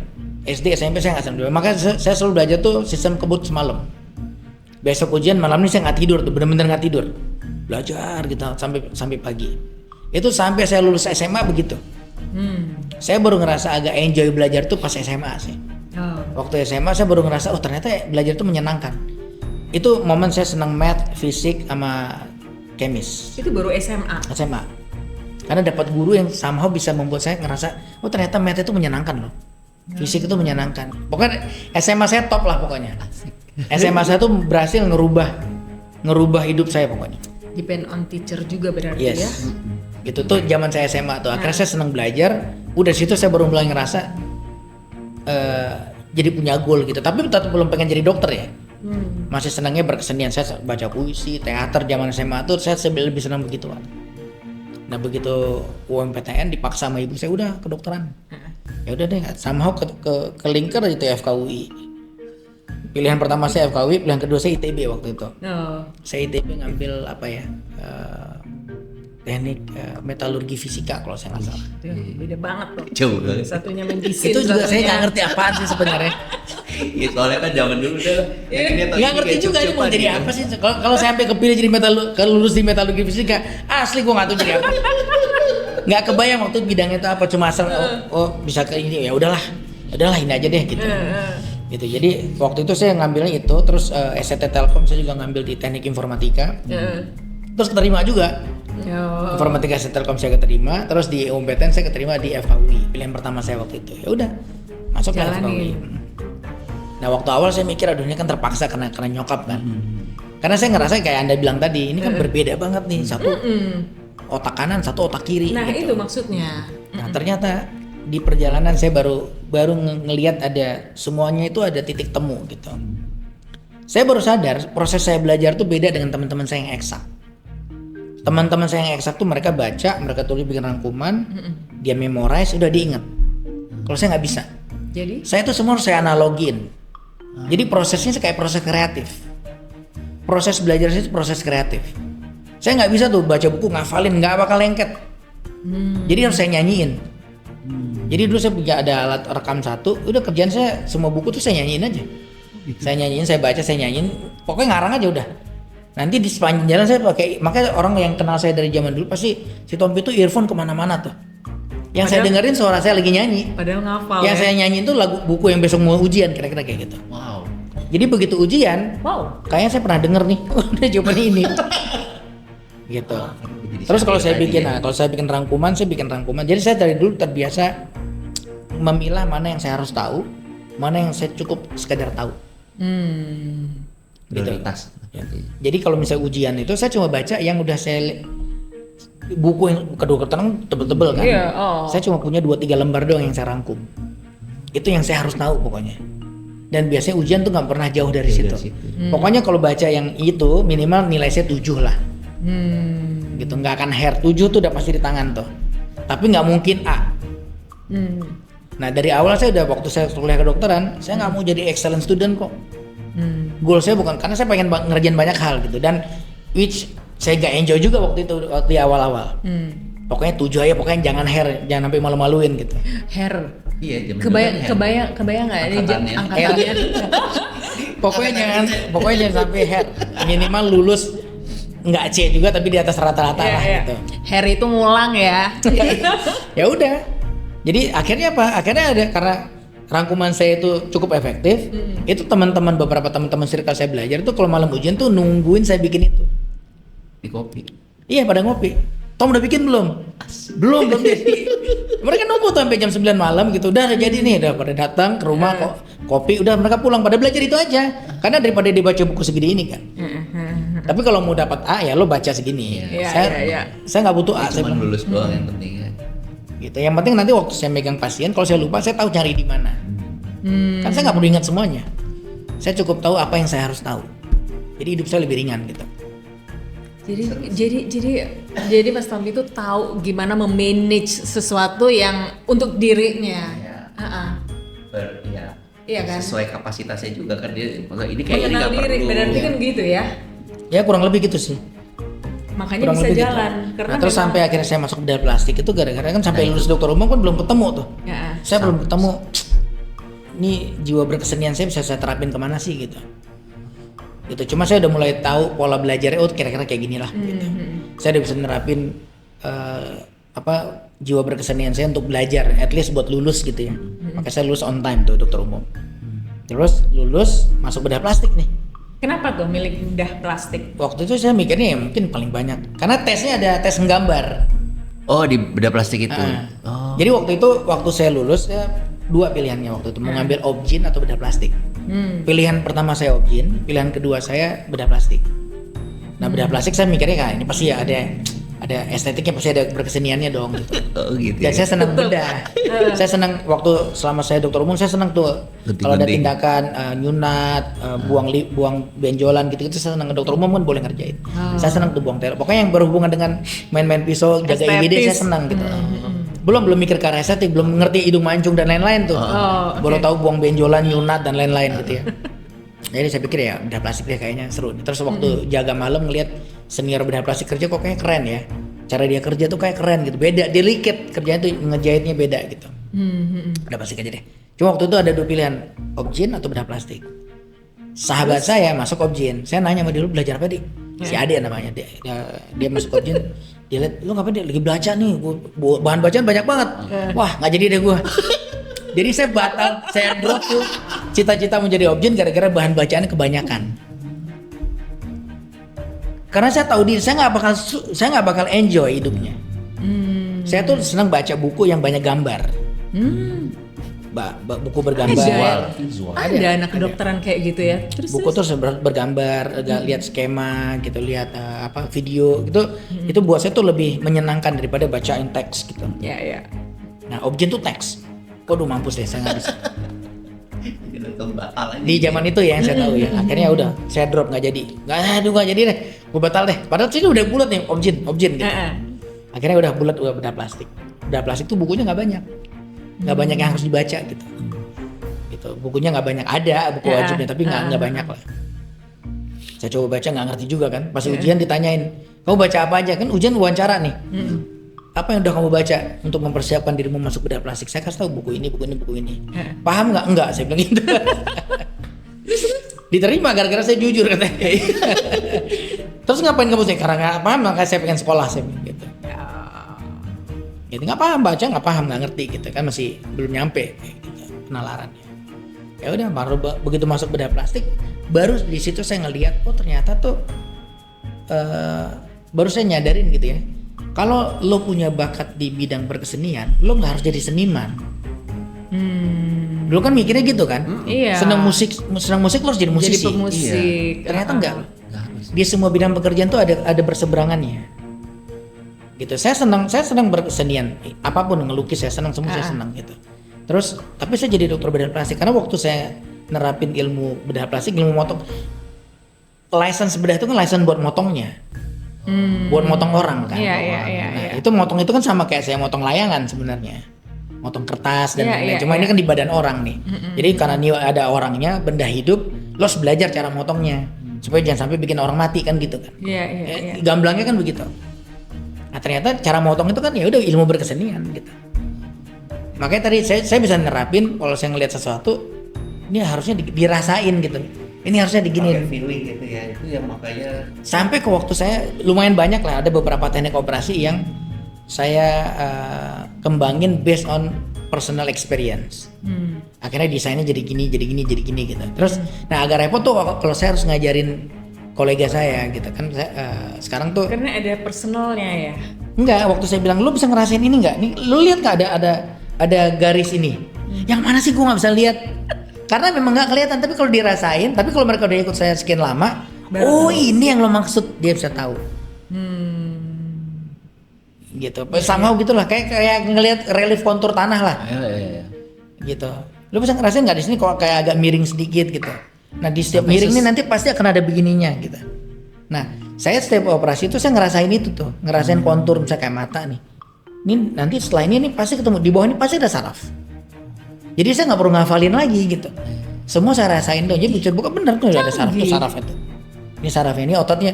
Jadi ngelepas otot biar nggak berdarah gimana? Lo rasain nih. Nah waktu lo angkat nanti ada kayak serabut laba-laba. Nah itu yang dirilis tuh. Itu pasti safe. Layer itu pasti safe, nggak akan motong apapun. Nah cuma buat ngasih tahu, ntar lo cari tuh jaring laba-labanya. Mereka nggak kebayang karena di buku nggak ada yang cerita jaring laba-laba, nggak ada. Nah begitu. Tapi kalau mereka udah ikut saya kasih ini kayak ini. Lihat yang ini nih. Ini yang gue maksud. Oh iya ya ada ya, udah ikutin dia cepet operasinya. Jadi akhirnya kita kerja, menurut saya ya kerjaan kita tuh jadi lebih efektif gitu. Misal saya ngerjain rhino operasi hidung pakai rib cartilage gitu, orang ngerjain bisa 4-6 jam, saya bisa kerja 2-3 jam, nggak buru-buru loh. Misalnya speednya standar aja nggak buru-buru gitu. Tapi karena kerjanya mungkin efektif, naruhnya efektif gitu. Karena itu pakai perasaan semua gitu ya, misalnya kayak Dirasain, feel gitu ya, semua dirasain gitu. Waktu jadi nggak eksak pure gitu. Rilis segini cukup, ngerasain tense-nya gitu-gitulah. Tapi gue rasa nggak semua dokter kayak gitu. Iya nggak sih? I don't know. Ntar saya bilang itu kesannya. kan jadi kesannya superior gitu. Tapi menarik ya. Beberapa tahun yang lalu itu saya ketemu dengan salah satu dia ketua ISEPS. Saya lupa namanya itu dari US. Kebetulan diundang waktu itu ada ISEPS itu apa? International Association Bedah Plastik. Oh, oke. Nah, dia waktu itu beliau diundang ke Bali waktu ada acara national meetingnya Bedah Plastik Indonesia lah gitu. Karena kita ada acara tahunan ya. Ya. Terus dia di situ dia ngelihat saya nyanyi. Saya nyanyi bla bla bla terus jadi ngobrol, buat dia tuh menarik gitu. Buat dia ya. Buat dia lo karakter lo menarik ya, lo bedah plastik dan and you really serious di bidangnya. Dia tahu saya punya klinik, pasien saya, dia lihat kerjaan saya gitu. Terus and you sing. Iya itu Gitu, yang menurut buat dia gua itu. ini. Terus dia minta saya waktu itu dia invite saya ke US buat jadi pembicara waktu itu di Miami, saya ingat banget. Dia minta saya ngomong tentang how gimana lo menggunakan otak kanan dan kiri dalam dunia praktek. Tapi kan saya bilang, terus saya kan dia koresponden sama dia tuh. Dia bareng soalnya. Bisa nggak kamu ngomong tentang ini gitu? Karena menurut saya ini menarik gitu. Terus saya bilang, aduh, saya bingung buat menyampaikan ke orang karena kan nggak ada literasinya. Maksudnya kan nggak bisa kan? Saya ngomong di depan orang yang nonton rame. This is my experience. Menurut saya, orang kan nanya lu siapa? Kan dia nggak tahu saya siapa gitu. Iya. Terus saya bilang, aduh, kayak kalau temanya itu saya agak sulit deh gitu, karena saya nggak punya reference gitu. Semuanya tuh based on my really personal experience. Dan saya nggak tahu ngejelasinnya juga, misalnya how the brains work left and right sampai akhirnya Iya. susah. Saya nggak punya referensinya gitu. Iya juga ya. Gitu. Sampai akhirnya saya dikasih judul lain gitu. Tapi ya itulah, itu menurut saya, oh iya juga saya jadi nyadarin, mungkin buat saya jadi biasa aja karena saya ngejalanin ya. Iya, benar. Tapi buat orang lain jadi- buat orang lain, oh lu kok gini ya, ini kan ya mungkin kayak tadi Mira bilang, ini kan nggak lazim. Iya, bagi gue begitu. Biasanya dokter kan kaku gitu. Tapi banyak juga kayak dokter suka main piano dan Banyak. dan canggih Jago. gitu. Jadi Tapi hobi doang, Ren. Kalau ini bisa Karena biasanya keluar, tau nggak keluar kenapa? sama-sama. Karena biasa kalau dari keluarga kaya, anaknya tuh dipaksa belajar piano. Pasti harus pakai harus bisa piano. Terus dengan anggapan lu kalau bisa main piano ntar gedenya pinter. Nah, iya. Tapi kalau misalnya kayak yang piano terus dia enggak karena mungkin memang dia nggak pengen jadi berserius di bidang seni itu gitu. Tapi bakat dia ada kan, itu juga Bisa. kiri kanan juga kan pasti. Bakat kan nggak ada hubungan sama pekerjaan ya kadang-kadang Betul. ya. Iya, benar. Dan seringkali begitu kan. Gitu. Misalnya dia punya bakat gambar tapi ya pekerjaannya Yang lain. bisa aja gitu. Dan Dokter Tompi sendiri ya itu kayak aku waktu itu tahu adalah penyanyi duluan gitu loh. Jadi malah nggak tahu kalau ternyata mungkin 2010 kurang lebih situ baru dokter.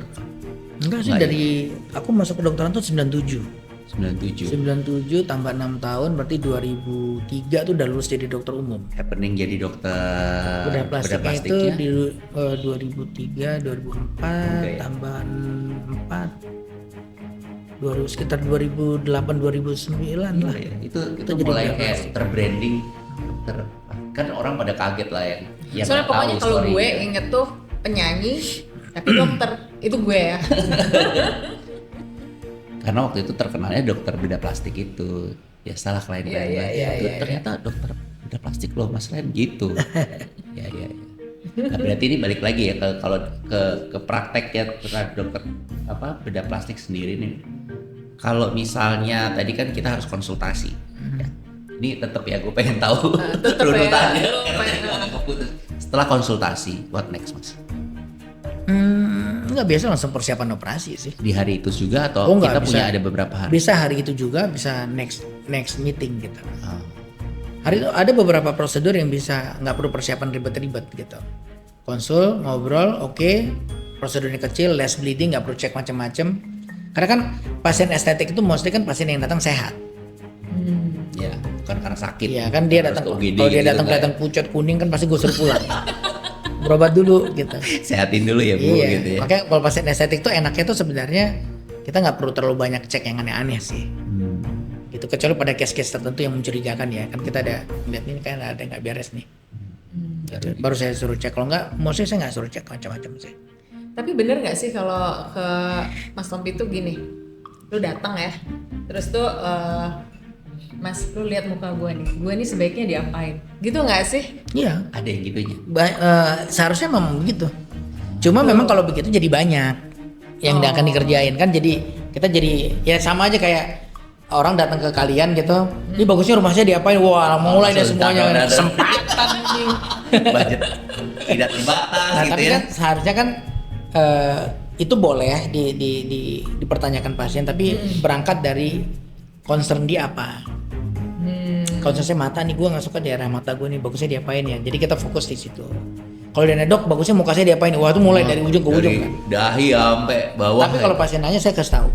Kalau pasien nanya gitu, saya akan kasih tahu. Oke, ini saya kasih tahu yang menurut saya harusnya di touch up gitu. A, B, C, D, E. Tapi silakan pilih mana yang anda mau. Nggak harus semuanya dikerjain juga gitu. Jadi bukan udah ada rumusnya gitu loh ya kan, tapi karena ngelihat muka lu dulu, oh baru. gue tuh sering kan gue follow Dokter Tompi ya. Dokter Tompi kan kalau komen kemana-mana kan pasti kebaca di line gue kan. Suka ini kemarin tuh wakil presiden itu di komen aja gitu apa kantong mata lah Nggak, apa karena gitu dia, bener nggak dia sih? tuh pasien gue. Oh gitu terus. Pak Gibran tuh pasien saya. Pernah perawatan kulit di tempat saya, terus ngobrol, terus Mau diapain ya? saya bilang waktu itu kan masih lo gue karena belum jadi wapres ya. Lo nggak pengen kantong matanya dibenerin gitu, karena dia memang kurang tidur kan, jadi dia nih pengen nih ntar ya cari waktu gitu. Terus Makin nggak ada makanya waktu. begitu dia jadi wapres, saya komen aja tuh kantong mata ayo kapan gitu. Terus pas waktu itu kan lagi heboh ya kita kan selalu Kampanye mencari lah gimmick kalau marketing lah ya. saya. Ya jadi saya mencari persamaan dari semua calon-calon presiden dan wapres waktu itu sama-sama punya kantong mata. Iya. Iya. Jadi udah itu siapa yang menang saya kasih operasi gratis kantong mata deh gitu. itu yang ternotis kan tiap komen. Terus gue perhatiin tuh, suatu ketika tiba-tiba wakil presiden kita tuh muncul kok mukanya lebih bagus gitu Pak. Ini Udah nggak ada kantong mata lagi? Gue langsung merasa ini udah selesai, sudah selesai dioperasi, mungkin bisa kayak gitu. Operasi itu ya? Operasi. Kalau itu lama, Untuk kayak operasi kantong mata itu berapa jam? Kalau mata 1,5 jam doang kok. Di bios? Bios tidur aja cukup, nggak perlu wisata. Biasanya laki-laki itu yang paling tadi Ya. dibilang. Kalau cowok banyak. Perempuan juga kantong mata. banyak kantong mata. Perempuan banyak. Banyak juga ya? Hampir tiap hari tuh hampir kayak kacang gorengnya kita sih. Yang Kelopak paling mata, banyak. kantong mata.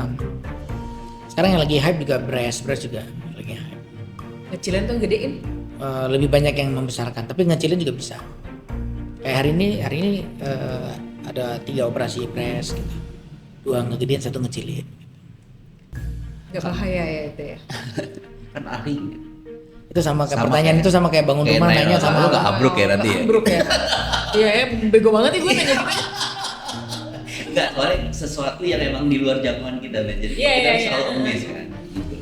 Itu kan sama kayak sedot lemak gitu ya. Gue tuh dulu punya om, dia tuh gedut banget gitu ya. Terus tuh sedot lemak itu termasuk nggak sih kalau Mas Tompi? Ya terus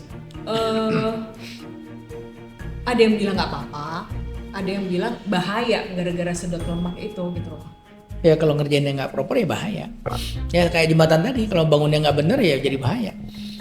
Tapi kalau bangunnya bener, ya jadi bener kan gitu. Klien gue tuh ada yang tiba-tiba nggak bisa gue hubungin 3 minggu apa. Jadi dia habis operasi yang dimasukin balon ya ke dalam perutnya untuk pengurusan itu apa sih? Wah, gue tuh nggak Gastric ngerti kan, balon, gue iya. nggak paham ya. Dia bilang gini, wah itu tuh habis operasi ini dokter ada plastik. Ini ya, gue tuh sampai kagum gitu. Ternyata sampai tersiksa itu, iya nggak sih? Kalau dimasukin itu kan jadinya dia cepat kenyang atau gimana? Buat kita ngelihatnya mungkin tersiksa ya, tapi buat dia mungkin gendut lebih tersiksa. Iya ya, kita nggak Iya, boleh iya. memposisikan Iya, diri iya, kita iya, ke kita- mereka. Kan? Sepatunya Makanya beda, sepatunya beda. Iya. Tapi itu memang salah satu prosedur Iya, yang bisa itu untuk bisa. menguruskan Jadi itu. volume lambungnya dikecilin dengan cara dikasih balon kan. Dimasukin di dalam lambungnya Iya. itu. Galon Jadi dia kosong. lama-lama kurus sendiri gitu. Enggak, ya karena makannya jadi dikit jadi kan. sedikit jadi makanya mengecil. Oh gitu. Makannya jadi dikit, jadi dulu makan segini baru kenyang, sekarang makan segini udah kenyang. Ya jadi akhirnya badannya jadi pakai cadangan yang ada di badan kan. Jadi apa energinya jadi Iya. pakai gitu. Nah sekarang gue pengen nanya ini. biasa. Kan kita nih semua tahu ya seluruh jagat raya Indonesia ini rumah lu tuh keren banget ya Mas.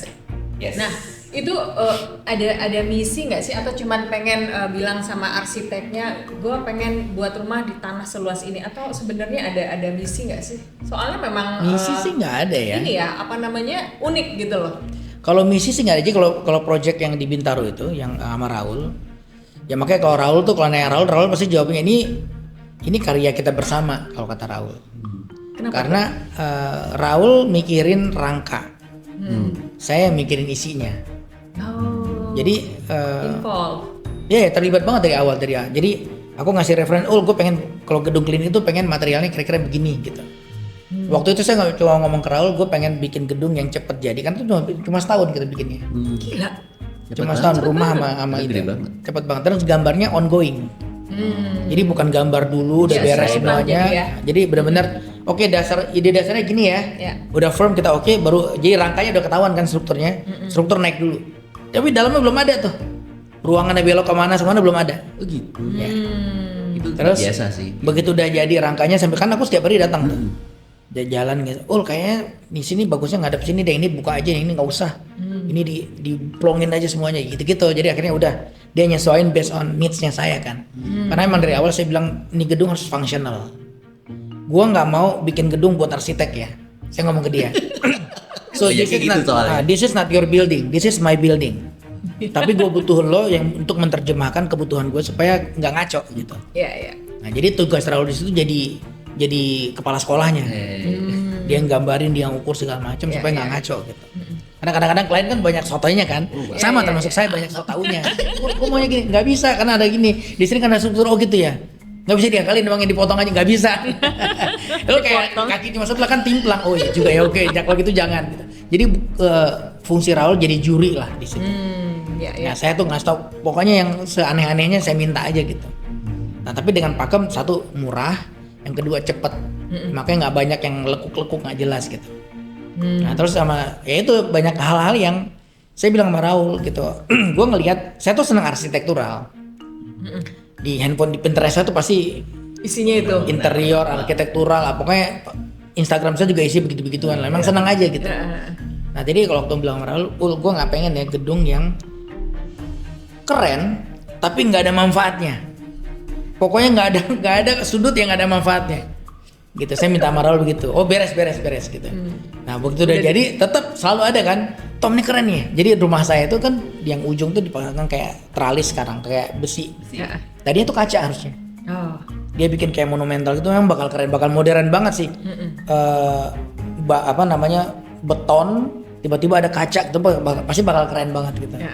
Terus gue bilang, gue gak mau ganti. Kenapa? Ini keren banget nih. Udahlah lo spare uang dikit buat ini. Nggak ada yang bersihin, saya bilang gitu.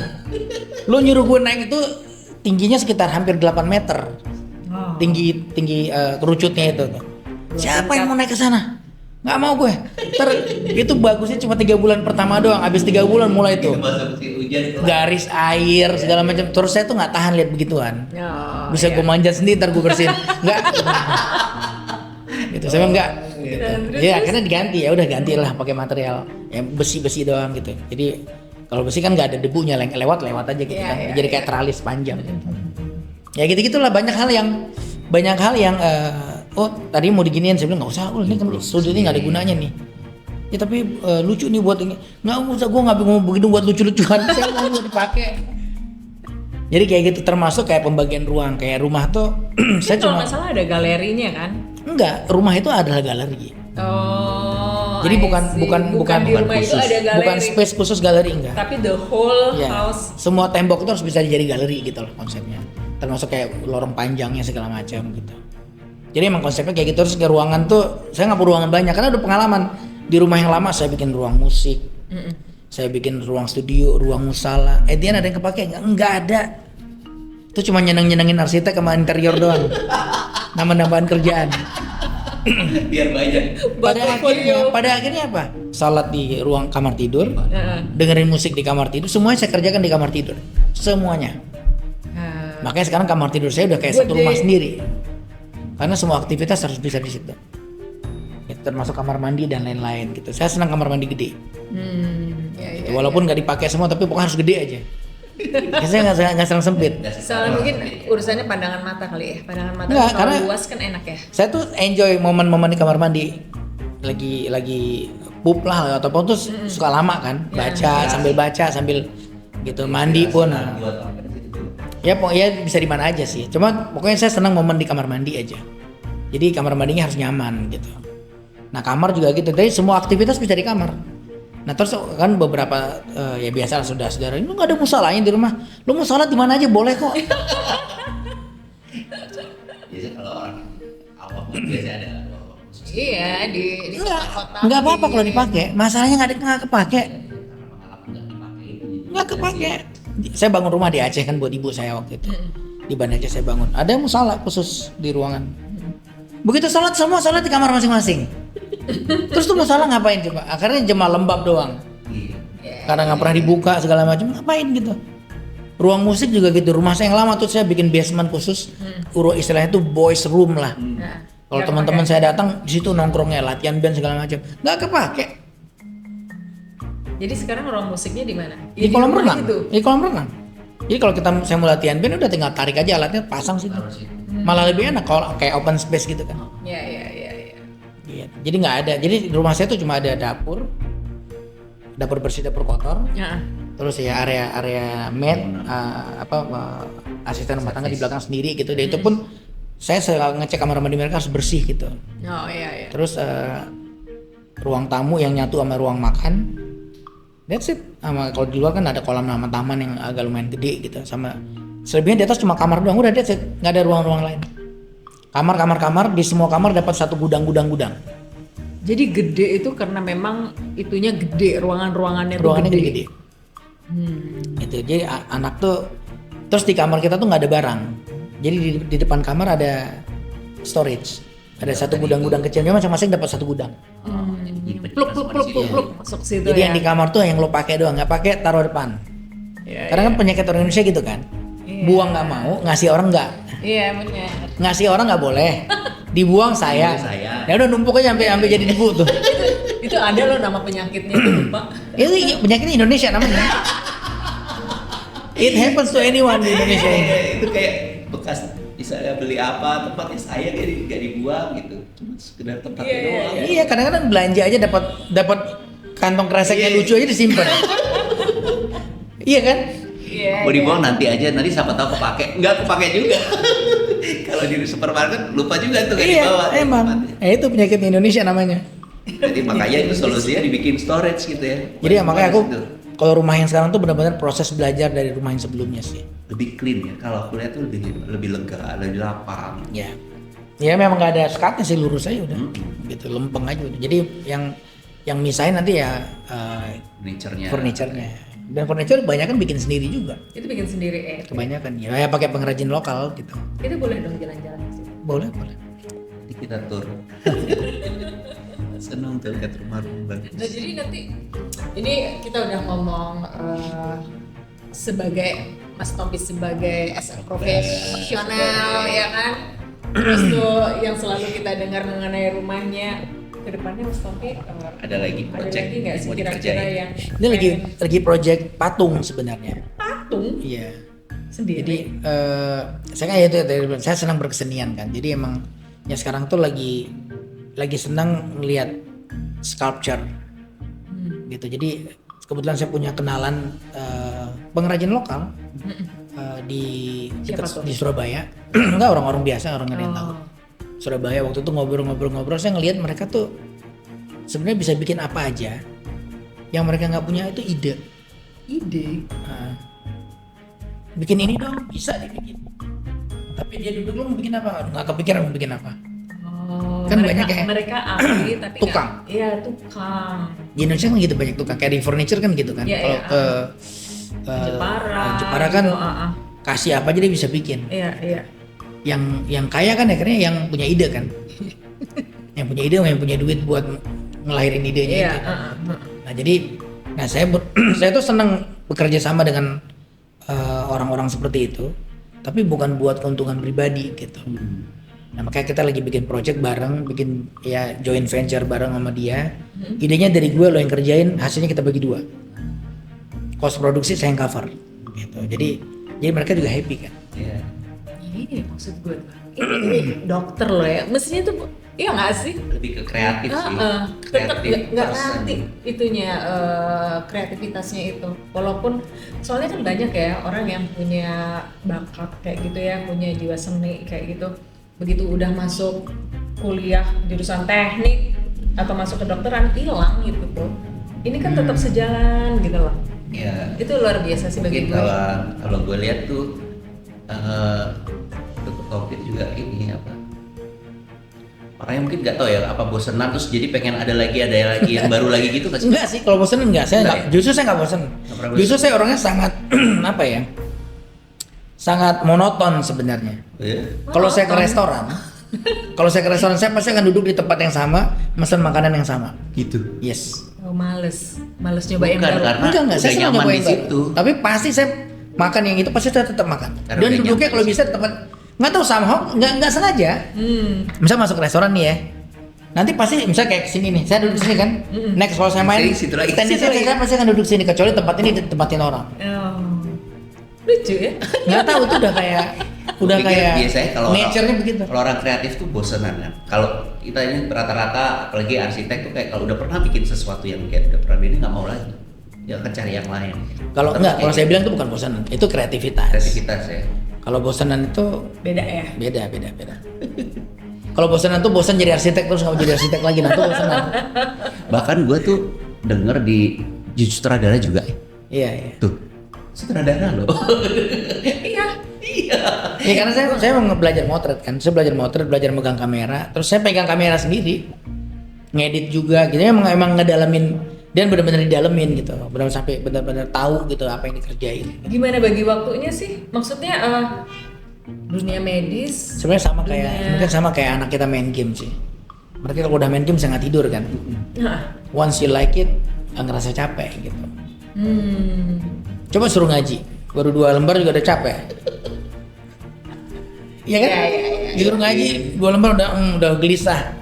Gitu. Tapi kalau suruh main game, Sampai besok pagi juga dia bisa dibiarin bisa lupa aja tidur. terus. Karena suka gitu. Jadi emang harus suka. Nah kebetulan yang saya kerjain yang saya suka. Kalau suka saya nggak ngerasa capek sih. Padahal istri saya ngomel-ngomel, lu belum tidur dulu gitu. Dia ngomel-ngomel gitu. Saya bisa nggak tidur 2 hari 3 hari kalau lagi intens banget gitu. Masih bisa di umur segini. Masih. Dan nggak ngerasa capek, Mbak. Sayanya nggak ngerasa capek, yang lihat yang capek. Istri saya yang capek. Kamu belum tidur loh. Tidur kok tadi sebentar gitu. Padahal emang nggak tidur. Hebat. Kan susah kadang-kadang nyiksa sih karena otaknya kayak running Jalan terus. terus. Jadi walaupun tidur dipaksa tidur tuh otaknya masih ntar kalau begini gitu. Ada orang kayak gitu. Dan sebenarnya banyak yang kita pelajari sih dari apa yang Dr. Tompi jalan ini ya. Bahwa orang tuh nggak harus ke satu titik doang itu. Iya, Selama ternyata- lo punya hobi dan passion, kenapa lo nggak jalanin? Dan ternyata ada titik di mana itu bisa bersinggungan. Saya rasa iya sih bisa diterapin ke mana aja kok. Ya misalnya kayak ya kalau kita ngomong arsitektural ya. Kan orang kalau ngomong arsitek, gue senang nih dengan bentuk ruang dan lain-lain. Orang mikirnya pasti arsitek deh. Kalau gitu kamu jadi arsitek, padahal kan bisa desain produk. Iya. Bisa kemana? Desain produk itu kan bisa desain produk medis, bisa segala macam kan. Itu pasti akan semakin niche, semakin keren seharusnya. Semakin sub kan, semakin. Iya. Spesialis. Jadi nggak harus ngedesain gedung gitu. Bisa desain kursi doang. Beberapa arsitek emang akhirnya dia mendesain kursi ya. Itu cuman sebagai ini doang sih. Kayak gue juga bisa gitu kebanyakan dan dipamerkan gitu loh. Iya. Yang dilelang, dia nggak akan bikin banyak. Iya. Bikin 1-2 terus dilelang dengan harga yang nggak masuk akal. Nah tapi balik lagi kadang-kadang ya itu dia bukan cuma masalah perkara bisa ya, tapi fungsional nggak gitu, ergonomis nggak. Kalau udah kita ngomong tempat duduk ya, Iya. karena kan banyak nih. Aku beberapa kali ke tempat, karena saya seneng. Jadi kalau ada gitu-gitu saya pasti datang lihat gitu. Harganya udah gila-gilaan. Begitu kita duduk, ini enaknya di mana sih? Tapi itu produk kayak dielaborate gila-gilaan gitu. Ini keren banget punya si ini. Kalau saya sih, saya emang dari dulu saya nggak pernah beli lukisan karena nama besarnya. Nggak pernah beli barang tuh karena mereknya gitu. Jadi karena senang gitu ya. Karena saya cobain enak. Saya cobain enak loh, kok lucu ya, enak ya, rasanya kok nyaman ya, udah beli gitu. Dan biasanya, tapi kalau brand-brand luar yang biasanya udah established, saya lihat mereka proses R&D-nya kan niat gitu ya. Iya. Kelihatan Panjang. malah kadang-kadang kelihatannya kayak nggak enak, begitu didudukin kok enak banget. Nah, iya. Dan itu biasanya harganya gila-gilaan sih. Asli. Itu biasanya Ketimbang- di Eropa itu banyak. Iya, Eropa tuh mostly kayak gitu sih. Dilihat biasa Aja gitu, begitu duduk. Begitu wah, duduk. kayak nyaman banget. Itu yang saya Gua rasain berdiri waktu males. duduk di sofa Baxter sih. Bener. Itu kayak yang nggak Duduk di enak. Baxter tuh ngeliatnya kayak biasa aja, kayak kursi zaman dulu lah gitu, gelembung gitu. Begitu duduk, gila kok enak banget ya. Begitu tahu harganya jadi gak enak. Makanya mereka cara jualannya selalu ngajak. Rasain dulu, nggak pernah lewat katalog. Beda sih experience-nya ya. Bener sih, bener banget. Harus dijalanin. Iya, dia itunya panjang. Prosesnya itu. Iya kayak, ya kan terus kayak produk bisa ditiru kan. Kayak Fritz Hansen misalnya, kursinya kan banyak tiruannya gitu. Tapi rasa duduknya beda. Iya, pasti. Selama udah ngerasain yang aslinya, tahu sih jadi. Iya, begitu duduk kan kayak, ya kalau kita komparasi dengan produk yang mirip-mirip kan IKEA ada beberapa yang mirip gitu. Iya. Ya beda. Beda. Iya, look-nya aja yang mirip-mirip. Looknya mirip tapi begitu duduk loh kok. Ini mirip. Kayak sama kalau Fritz tuh dia udah pikirin nih, lo duduk kayak gini tangan lo situ udah pas Iya. ya. Titik-titik yang buat diri nyaman tuh ada di situ. Dan lucu sih begitu kan, karena senang kan jadi baca. Ternyata proses dia bikin kursi ini dia ngabisin 1.000-2.000 sampel loh. Bongkar lagi nih nggak enak, bongkar lagi. Sampai akhirnya Sampai fix. dapat apa ya? Makanya nggak kekejar yang niru itu tuh nggak kekejar. Iya. Karena ada perintilan kecil yang Ada cuma sekian proses. mili ya. Padahal Lo nggak itu tahu nih yang sekian kuncinya. mili ini. Ada kuncinya di situ. ada proses yang lu lewati. Iya. Kuncinya justru di situ. Iya benar. Luar biasa ya, ini obrolan kita ini panjang banget, tapi Dok terima kasih sudah sharing Sama-sama, ini. sama-sama. Saya yakin abis gini banyak arsitek dan desain interior nanya gitu ya. Ini gue mewakili mereka juga sih sebenarnya. Ada beberapa yang kan kita punya WhatsApp grup ya. Ini gue besok mau ketemu sama Dr. Tompi, lu mau nanya apa? Prosesnya tanya nih, kalau mau kesana gimana? Oh satu lagi sih yang gue pengen tahu. Kalau untuk cowok ya, nah ini balik gue kelupaan. Ya lu jangan malu-malu. Enggak malu, tapi lupa kan rambut itu Artinya cuma di atas doang. Kalau yang kayak brewok kayak gitu, itu juga bisa secara estetika ditanam atau di apa kan? Bisa. Bisa ya. Bisa. Tuh kan soalnya biasanya kalau yang secara yang murah meriah kan kadang apalah dikasih minyak ini minyak itu katanya ya. Itu Beda. ngaruh nggak sih? Kalau obat-obatan kan sifatnya menyuburkan. Heeh. Kalau tanam tuh dari yang nggak ada jadi ada. Oh itu pun bisa dilakukan Bisa. nah itu yang nanya Tanam Jawab ya. tanam rambut, pokoknya semua tanam bulu-buluan bisa lah. Jangan kan bulunya digedein juga bisa gitu ya. Dan itu juga dilakukan di Ya di video bisa. Oke, terjawab sudah. Terjawab kan? Kira ada lagi yang mau ditanyakan ke Dokter Tommy? Misi pribadi. Misi pribadi. Nggak, bukan gue yang balik. Kalau gue udah nggak nanya lagi, langsung Oh, ya. ke sana aja deh Siap. gue. Mira ada lagi yang mau ditanyakan? Cukup?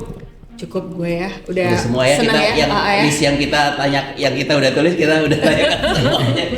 Dokter, terima kasih banyak Sama-sama. sudah datang ke sini. Terima kasih atas sharingnya juga. Nanti mudah-mudahan kita bisa ketemu di tempat langsung Siap. tempat prakteknya ya.